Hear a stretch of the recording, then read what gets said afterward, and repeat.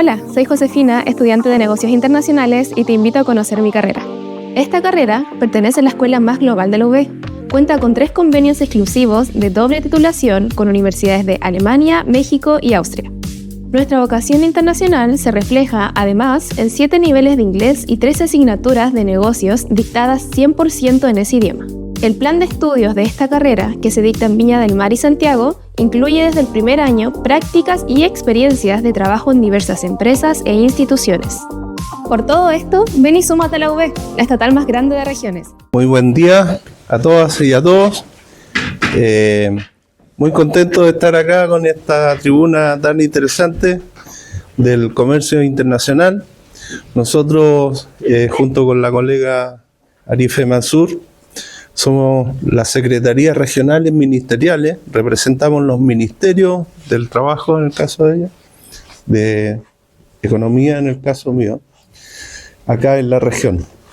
Y nuestra tarea es justamente un trabajo regional y particularmente el Ministerio de Economía es un ministerio que trabaja sectorialmente, donde se definen 2 sectores que están, que se trabaja desde la Subsecretaría del Turismo y la Subsecretaría de Pesca, y todos los campos económicos nosotros nos encargamos de trabajarlo y representarlo y provocar leyes.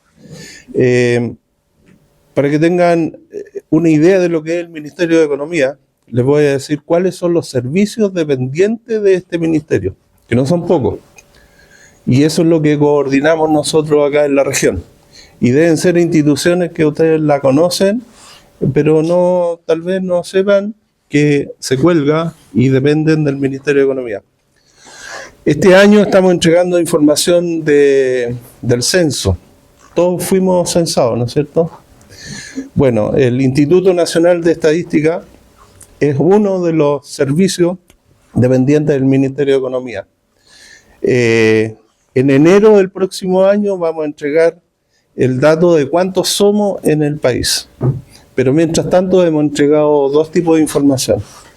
A la cantidad de gente que se encuestó en Chile y particularmente acá en la región, y los grupos de edades que conformamos esa población, y recientemente entregamos información desde el INE que tiene que ver con las migraciones, tan importante hoy en día, dado que es una condición que tenemos como país. Otra institución que ustedes pueden conocer bien es el CERNAC, que es el Servicio Nacional del Consumidor. Y es una forma de que los consumidores estemos bien sincronizados y un trabajo transparente con quienes nos venden productos. De manera que nosotros estamos protegidos por eso. Tenemos una ley de CERNAC Te Protege, justamente en el Congreso, que esperamos que este año se resuelva. Otra institución importante y que les puede interesar a ustedes como emprendedoras y emprendedores es Cercotec, el Servicio Nacional de Cooperación Técnica. Ese servicio tenemos varios programas a los cuales ustedes pueden postular a financiamiento. Y por ejemplo, ahí tenemos una clara inclusión femenina para hacer sus propios emprendimientos. Está el Capital Abeja, que es un programa que algunas de ustedes ya habrán postulado quizás o adjudicado. Está el Capital Pionera, que es lo mismo de Capital Abeja, pero para mujeres, pero que realizan emprendimientos o empresarizaciones de trabajos masculinizados. Por ejemplo, siempre hemos visto de que los hombres hacen soldadura. Bueno, hay mujeres ahora que son emprendedoras de eso, y ¿por qué no? Y con estos financiamientos estamos provocando esa equidad de género. Otra institución que conocen, creo, es Corfo, Corporación de Fomento de la Producción. Ahí, con esa institución, nosotros fomentamos la innovación tecnológica, la innovación social, todo lo que es desarrollo de tecnología en fin, y empresarizaciones nuevas también, y empresas que quieren hacer sus desarrollos tecnológicos. Por ejemplo, en este momento estamos trabajando con el hidrógeno verde, que habrán visto que se está promoviendo como una industria acá en la región, aprovechando de que tenemos viento y sol para poder usar esa energía renovable en la producción de esta energía, digamos, para no contaminar el ambiente.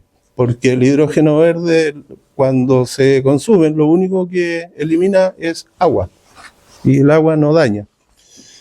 Otra institucionalidad está completa, lo que administra el sector pesquero.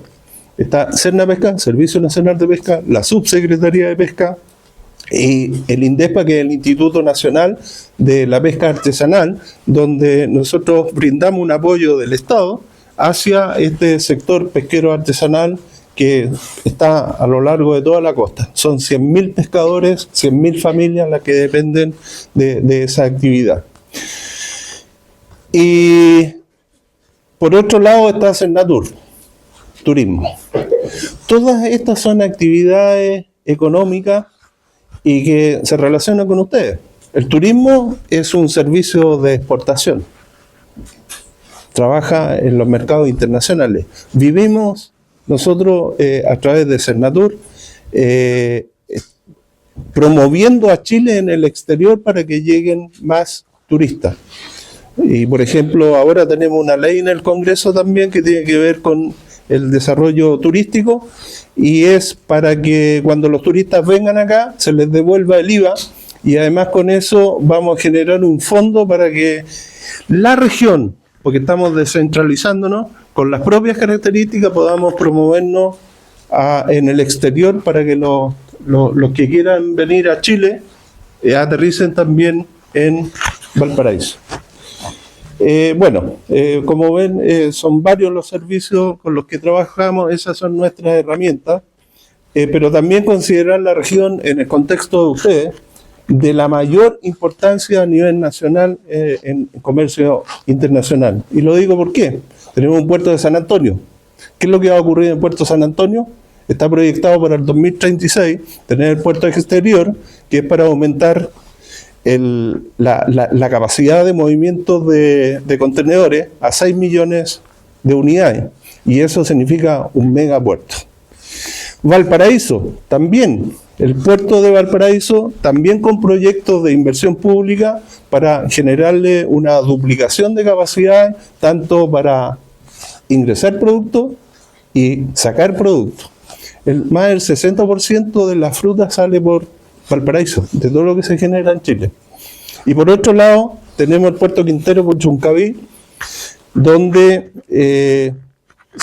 por ahí transita el mayor porcentaje de combustible que necesitamos para poder movilizar la industria y todo el consumo que nosotros tenemos. Pero también tenemos el puerto Los Andes, que en este momento ha sido súper importante porque hay proyectos también de mejorar eso, pero la cantidad de argentinos que nos están llegando es por ese lado. Entonces eso también, ahí hay una tremenda actividad con muchas proyecciones turísticas.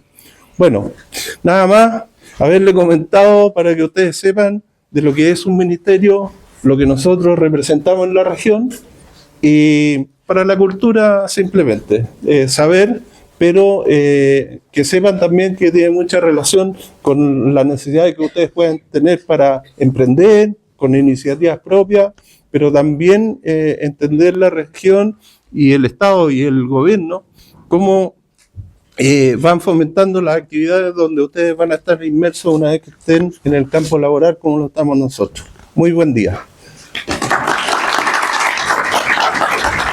Bueno, primero que todo agradecer, director, esta invitación de hoy día. Es raro muchas veces que a nosotros nos lleguen invitaciones como Ceremi de venir a hacer clases a los alumnos de pregrado, principalmente porque siempre nos estamos en otra esfera. Estamos en la esfera entregando información, o estamos en la esfera a veces en el Congreso, pero para este gobierno en particular es un orgullo y un honor. Por eso agradecer, directora, agradecer a los profesores de esta invitación, porque en estos 3 últimos años, ¿qué se ha escuchado más en avances legislativos? ¿Sí o no que se ha escuchado las reformas laborales, o no? ¿Sí o no? ¿Cuáles reformas laborales? Una de las principales que hoy día existen es la reforma que tiene que ver, que se aumentó con el sueldo mínimo. El sueldo mínimo era de 350.000 cuando nosotros empezamos en el 2022 y hoy día podemos decir que a través de un acuerdo que tuvimos con la CUT es de 529, hoy día el 1 de mayo, y a contar del 1 de enero va a ser de 539.000 pesos. ¿Qué se logra con eso en definitiva? Se logra incentivar que cada vez más ustedes, los jóvenes, ingresen al mundo formal laboral. Porque antiguamente, ¿qué ocurría? Muchos jóvenes que iban saliendo iban buscando alternativas y finalmente cuando iban buscando alternativas decía ya, pero ¿para qué voy a cotizar si finalmente lo que voy a cotizar no voy a poder recibir después mi pensión? O ¿saben qué? Si yo me formalizo en un trabajo después de tantos años voy a ganar mucho menos que si yo hago part-time en varias partes. Por lo tanto, todas estas iniciativas que han fomentado la estabilidad y la mejora en las condiciones laborales. Pero no solamente el tema está del aumento del ingreso, que tiene que ver mucho con el tema de la economía. Por eso hoy día me acompaña el Ceremi de Economía, porque cuando nosotros analizamos la región, les cuento que después de la pandemia, los niveles de informalidad aumentaron muchísimo. Y además, las mujeres retrocedieron en un 10%. ¿Saben por qué? ¿Quién me dice por qué? ¿Por qué las mujeres después de la pandemia o durante la pandemia retrocedieron en el mundo laboral? ¿No? ¿Alguien que se atreva? ¿Sí? Así es. Es decir, generalmente cuando hay crisis económicas o cambios en términos generales, lamentablemente nosotras las mujeres hasta el día de hoy, por la idiosincrasia que tenemos aquí en Chile, las mujeres somos las que tenemos mayores lagunas laborales, las mujeres somos las que a un mismo profesión u oficio tenemos una diferencia de sueldo en los hombres. Las mujeres somos las que en definitiva nos dedicamos al cuidado de los hogares y en la pandemia esto objetivamente se vio fomentado. ¿Por qué? Porque las mujeres se tuvieron que dedicar al cuidado de sus casas en pro, digamos, de el cuidado de sus hijos principalmente o de las personas que tenían. Entonces, cuando nosotros hacemos esta reglamentación de donde los derechos laborales empiezan a tomar un poco más de iniciativas, es para que el campo laboral y el campo económico que tienen que ver unos con otros empiecen a estabilizarse. Pero hoy día lo que nos convoca acá es las 40 horas. Las 40 horas, junto con el ingreso mínimo, junto con la ley de conciliación personal, familiar y laboral, que también la vamos a comentar, junto con la ley de inclusión, es decir, que a lo menos en una empresa haya el 1% con alguna persona que tenga una capacidad diferente, son leyes que se fomentaron para estabilizarse en términos laborales. Pero les voy a hacer la pregunta a ustedes. ¿Qué conocen de las 40 horas? De la ley de las 40 horas. ¿La han escuchado o no? Sí, ¿no es cierto? Solamente escuchan que es 40 horas, ¿o no? ¿O no?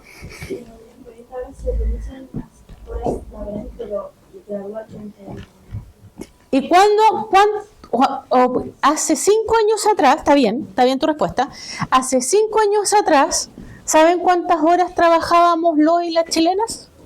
48. 48 horas éramos las horas que trabajábamos para establecer una jornada laboral completa. Pero ojo, ese era el máximo de horas. Pero ustedes saben que el Código del Trabajo establece que el mínimo de horas para establecer una jornada laboral es de 33 horas. Entonces le hago las preguntas hoy día. ¿Qué empleador o qué empleadora ustedes conocen establecen en su jornada laboral 33 horas? Ninguna, ¿no es cierto? Teníamos el concepto de que mientras más horas trabajábamos, más productivo era. Pero ocurría que eso, en definitiva, generaba un agotamiento y un estrés en donde las personas pasaban mucho más horas en su trabajo que en su casa. ¿Cuántas veces ustedes a sus papás no los han escuchado decir, oye, yo vivo más en el trabajo que en mi casa? ¿O no? ¿Sí o no? O de ustedes, ¿cuántas veces tienen los tiempos en la semana de compartir con sus papás o sus mamás o sus cuidadores o sus familiares? Porque finalmente entre el horario laboral, entre el traslado, pasan de las 7 de la mañana hasta las 9 de la noche y finalmente no comparten esa vida familiar que es necesaria para el desarrollo y las mejoras de las condiciones laborales. Pero eso no se tenía en consideración porque además nosotros estábamos acostumbrados a una cultura, tanto los empleadores como los trabajadores, que tampoco era necesario el ocio.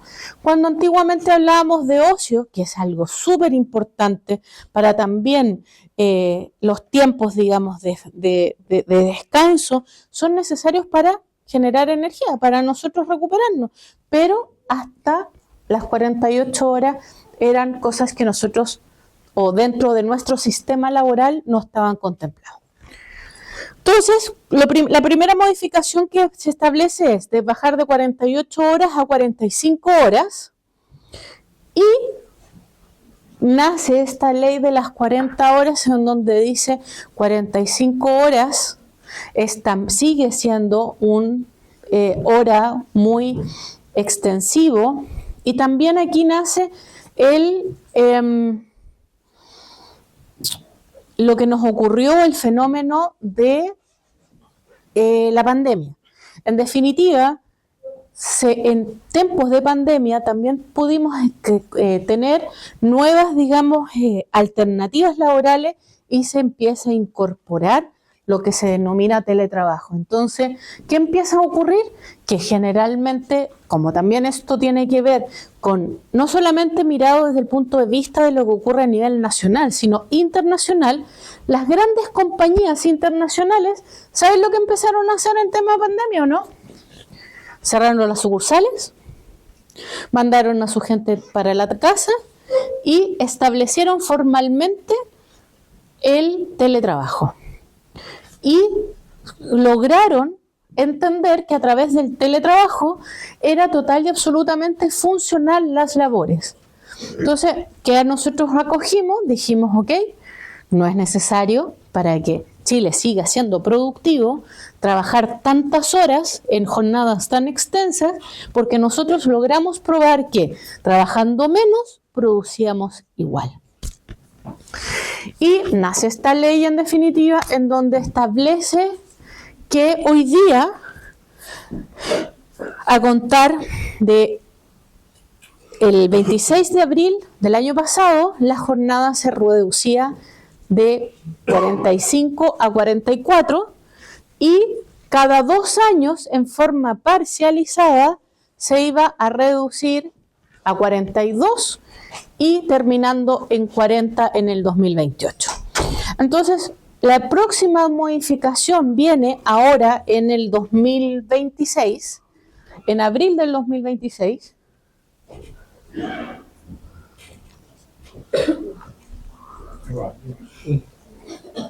Está pensando.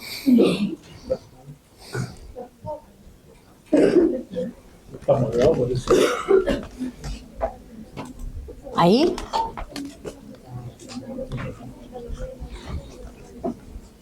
Apagado el proyector, parece. ¿Se apagó el proyector? Entonces no, sigo hablando. ¿Están aburridos? Van entendiendo, digamos, cómo se fueron generando estos nuevos conceptos. Ahora, no me voy a explicar qué pasó en el Congreso y las discusiones, porque finalmente hoy día lo que tenemos que hablar es de lo que está vigente. Entonces, hoy día estamos en 44 horas. El próximo año es 42 y en el 2028 son 40 horas. Pero ustedes saben, al tiro te doy, ustedes saben, estimados, que entre los empleadores y los trabajadores pueden haber empresas o empleadores que desde ya establezcan 40 horas. ¿Sí, no es cierto? Hoy día en la región de Valparaíso, a propósito de la pregunta de esta cátedra, es cómo hemos ido avanzando. Hemos avanzado poco. ¿Por qué hemos avanzado poco? Porque siempre existe, digamos, por parte de los empleadores, un ajuste, que sobre todo cuando son el comercio o el retail, les cuesta mucho porque tienen que modificar sus jornadas y sus horarios. Y en la región de Valparaíso, solo 80 empresas tienen el sello de 40 horas. Sello de 40 horas es un sello, en definitiva, en donde cumplían los ellos modificaban su horario y finalmente el Ministerio del Trabajo y Previsión Social, a quien yo represento, les entregaba un certificado. Y una de las empresas que tiene hoy día sello 40 horas en la región de Valparaíso, que ustedes la conocen, es NOP. Son empresas que finalmente, no solamente esto tiene que ver cómo cambiamos el motivo o cómo vamos incentivando que la innovación también es parte de estos nuevos avances. Hoy día nosotros estamos en esta clase que es de recursos humanos, ¿o no? ¿Sí? ¿Sí? ¿Cómo se llama este ramo? Persona y organización, ¿no es cierto? Antiguamente era conocido como recursos humanos. ¿Y saben por qué hoy día cambia el tema de personas y organización esto? Porque tiene que ver no solamente con lo que hace uno administrativamente, ni pagar sueldos, ni sacar sueldos, ni ver si cumplen o no cumplen la norma, sino también las empresas hoy día y las mejores que tienen productividad, y ahí el Ceremi de Economía me puede ayudar, es las empresas que han incorporado dentro de sus políticas empresariales innovaciones, y no solamente innovaciones en lo tecnológico, sino también innovaciones en cuanto a cómo mejorar la calidad de vida de los y las trabajadoras. Y hoy día, esta ley, en definitiva, junto con la ley de conciliación familiar, que más ratito se las voy a comentar, tiene eso por objeto, porque si un trabajador, en definitiva, puede lograr conciliar su vida personal, familiar e inclusive el ocio con sus temas laborales, va a ser un trabajador o una trabajadora que va a rendir mucho más.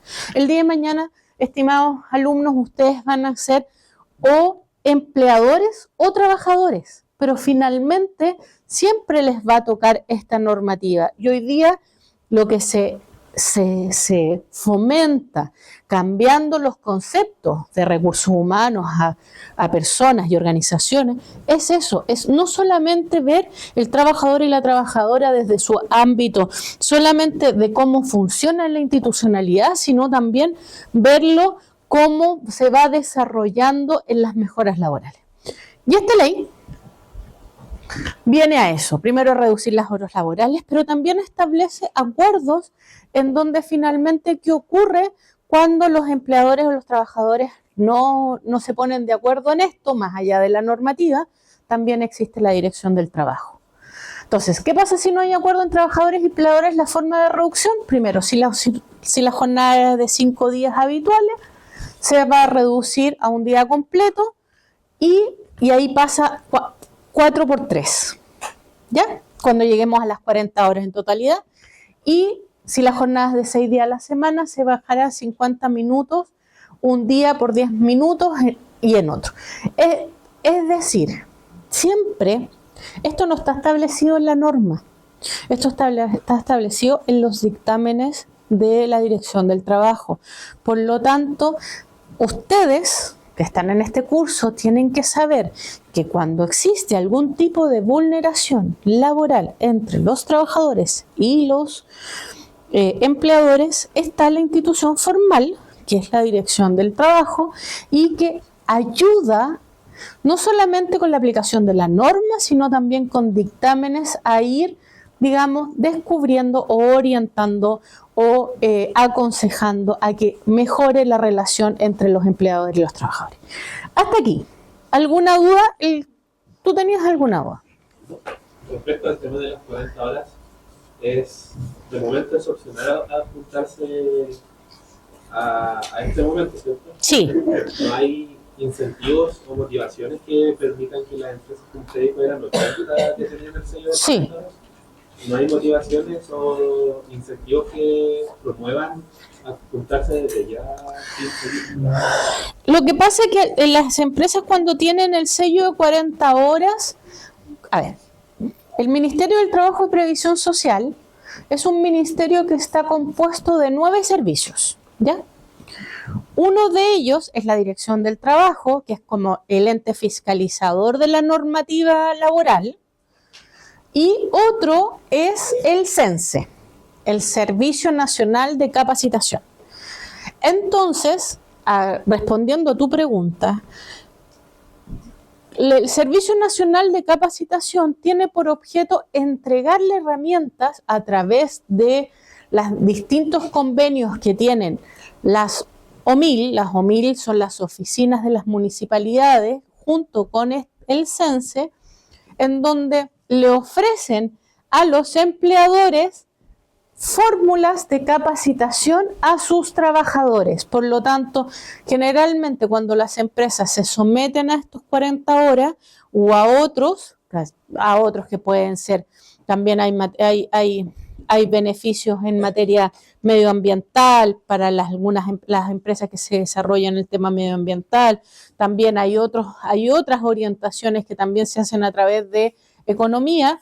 Entonces, CENSE en definitiva lo que hace a través de, teniendo un sello verde, es facilitar mayores capacitaciones de los que tienen los empleadores hacia sus trabajadores y trabajadoras. Ahí está la respuesta. ¿Alguna duda más? ¿No? Ya, sigamos. Se me volvió a... no, ahí está. Esto es súper importante. Bueno, ahí yo les contaba que es gradual, ya lo hablamos, de 44 a 42, 42 a 40 en el 2028.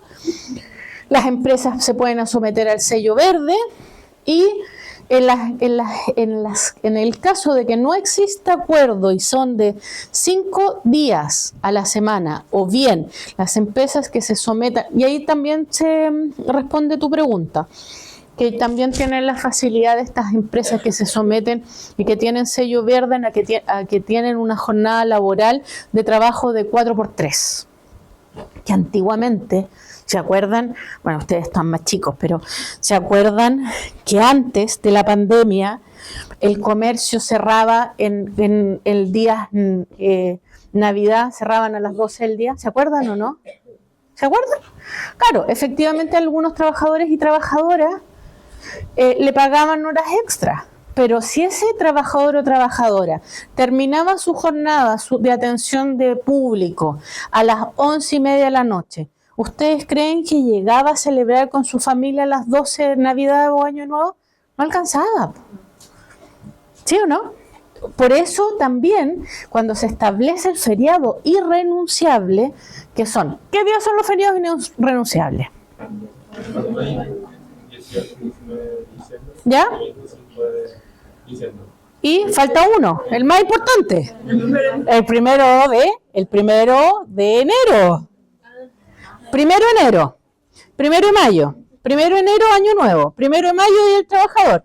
18-19, Fiestas Patrias. Y 25 de diciembre. Esos son feriados irrenunciables. Pero, ¿ustedes saben desde cuándo parte el feriado irrenunciable? No parte de las 12 de la noche del 1 de enero. La obligación de los trabajadores y las trabajadoras, o de los empleadores y también el beneficio para los trabajadores parte a las 20 horas del día anterior y termina a las 6 de la mañana del día siguiente. Por eso, cuando ustedes ven en los supermercados que se dice se atiende hasta las 19 horas, no es porque se atienda hasta las 19 horas por algo arbitrario, sino porque todos y todas los y las trabajadores tienen que estar fuera de su lugar de trabajo desde las 21 horas, de las 21 horas, y pueden retomar sus funciones y sus labores a las 6 de la mañana. Entonces, les hago la pregunta, ¿el feriado renunciable parte a las 00 horas y termina a las 00 horas? No. Ahora, ¿se acuerdan que había una discusión con respecto a qué se entiende por feriado renunciable y si en Semana Santa teníamos qué pasaba con los trabajadores y trabajadoras el Viernes Santo? ¿Lo escucharon eso en la noticia, no? Y había una discusión y el Reitel dijo que se tenía que trabajar igual. Bueno, les cuento que la Dirección del Trabajo, que este es un organismo que depende del Ministerio del Trabajo, estableció que si un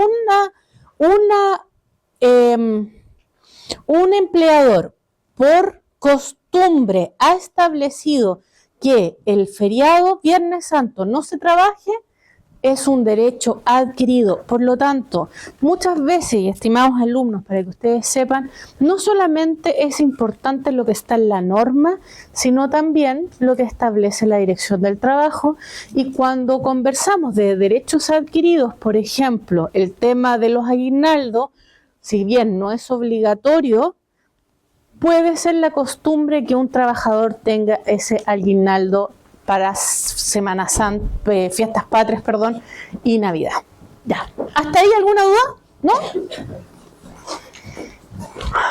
Bueno, esto es súper importante porque había una excepción en la normativa en donde se estableció el artículo 22, que era para aquellas personas que tenían funciones profesionales y no tenían que ir a cumplir una jornada laboral completa ni estar bajo el vínculo de subordinación de dependencia. Es decir, cada trabajador y trabajadora que ejerza una función tiene dos características que establece la norma. Uno, el cumplimiento de una jornada laboral, que aquí estamos viendo, que hoy día es 44 horas la jornada laboral completa, y el vínculo de subordinación y dependencia. ¿Han escuchado eso, no? ¿Qué significa un vínculo de subordinación o dependencia? ¿No? El vínculo de subordinación y dependencia es la característica que tienen los trabajadores y las trabajadoras sujetos al Código del Trabajo. ¿Qué significa eso? Que ustedes cumplen, cada trabajador y cada trabajadora, su característica cuando cumplen con instrucciones por parte de su empleador, está sujeto a un vínculo de subordinación a dependencia.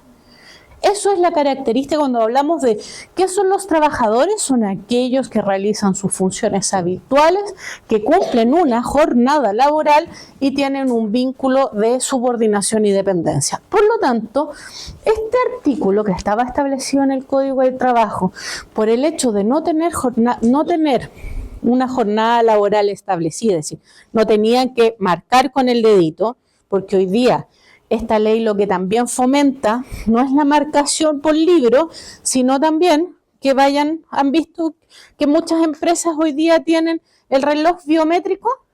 ¿Lo han visto, no? Ya, esta ley también establece esa necesidad.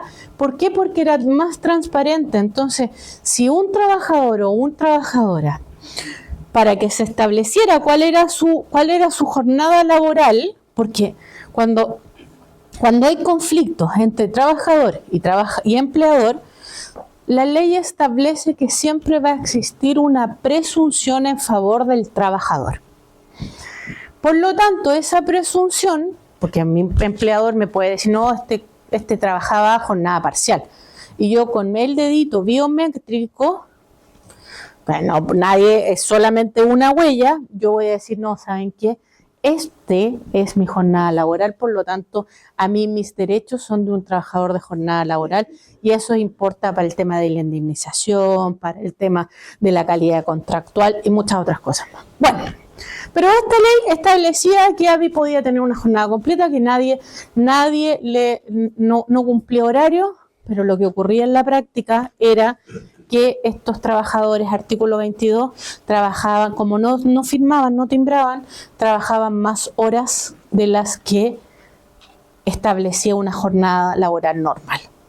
Entonces viene a cambiarlo y solamente para los altos grados de gerenciales, porque tienen una contratación distinta por la importancia de sus funciones y que tienen que estar en muchos cargos 24/7, se sigue manteniendo este artículo. Y aquí yo me voy a detener un poco, porque muchas veces, y estas normas igual han tenido un sello de trabajar cuando se generan estas brechas de género, porque muchas veces y en muchos empleos, nosotras las mujeres, yo creo que para la generación mía era más difícil. ¿Por qué? Porque teníamos que decidir o ser profesionales o dedicarnos al hogar, es decir, mucho mayores mi madre o mis abuelos, eso era, ni siquiera se pensaba, o para mis abuelos ni siquiera se pensaba que siendo mujer había que trabajar, ¿sí o no? La mayoría de las abuelas se quedaban en la casa cuidando a sus hijos, manteniendo la familia. Hoy día, para la generación de ustedes, no, pues ustedes tienen que ser parte de la fuerza laboral y tienen que conciliar su vida familiar con su vida laboral.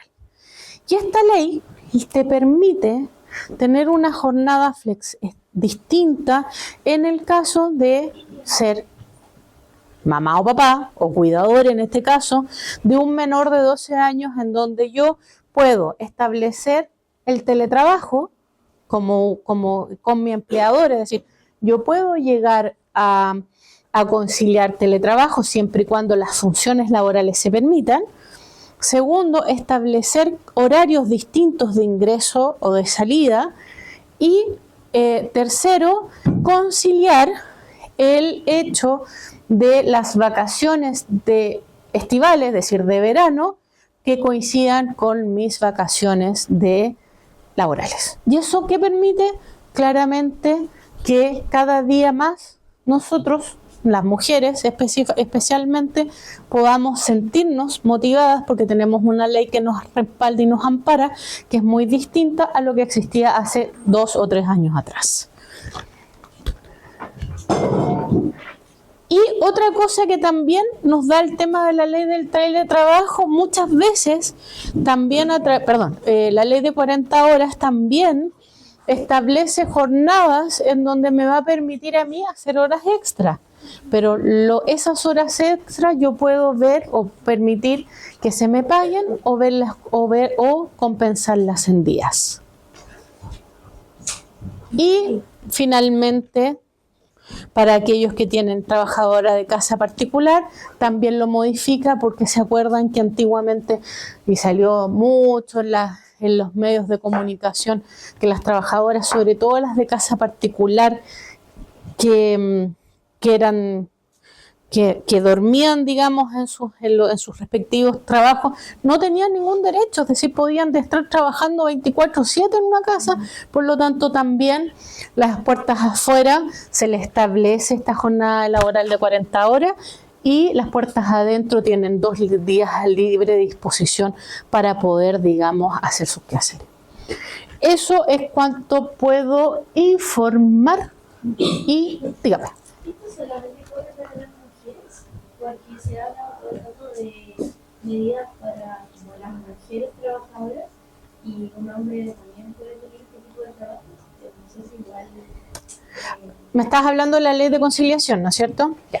Cuando yo hablo de mujeres, porque históricamente las que nos dedicamos al cuidado son las mujeres, pero es cuidadores en términos generales. Por lo tanto, se aplica trabajador, trabajadora, hombre-mujer, o bien yo soy abuela, por ejemplo, y tengo, o abuelo, para no tener el género yo soy abuelo y por resolución judicial a mí me entregaron el cuidado personal de una persona, por lo tanto yo hoy día paso a ser cuidador y también aplica. Son personas en términos generales.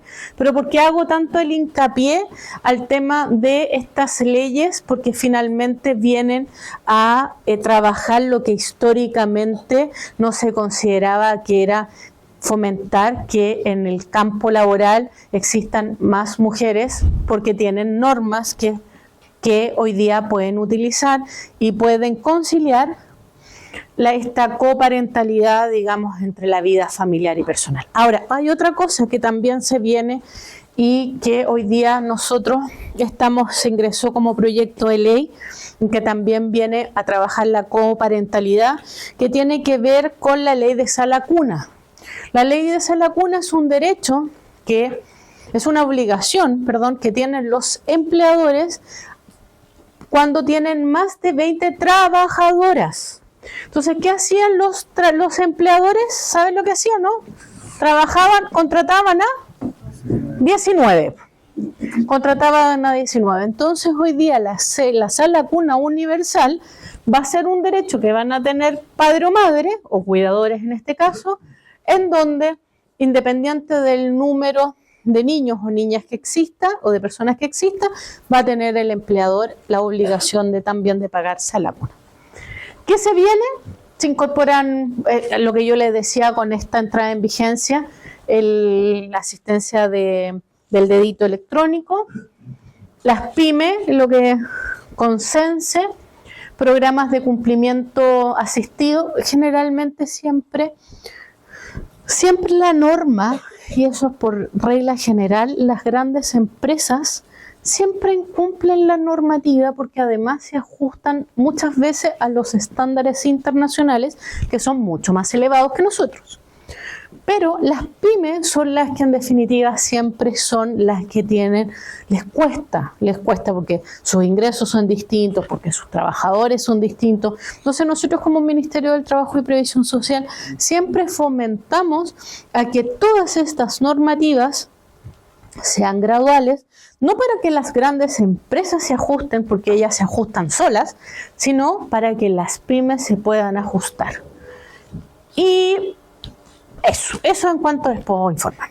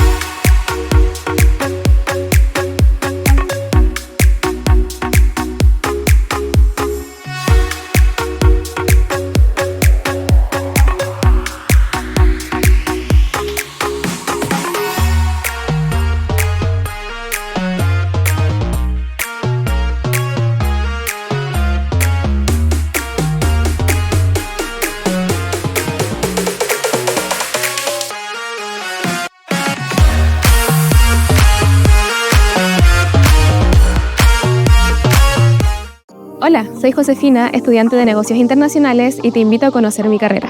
Esta carrera pertenece a la escuela más global de la UB. Cuenta con 3 convenios exclusivos de doble titulación con universidades de Alemania, México y Austria. Nuestra vocación internacional se refleja, además, en 7 niveles de inglés y 13 asignaturas de negocios dictadas 100% en ese idioma. El plan de estudios de esta carrera, que se dicta en Viña del Mar y Santiago, incluye desde el primer año prácticas y experiencias de trabajo en diversas empresas e instituciones. Por todo esto, ven y súmate a la UB, la estatal más grande de regiones.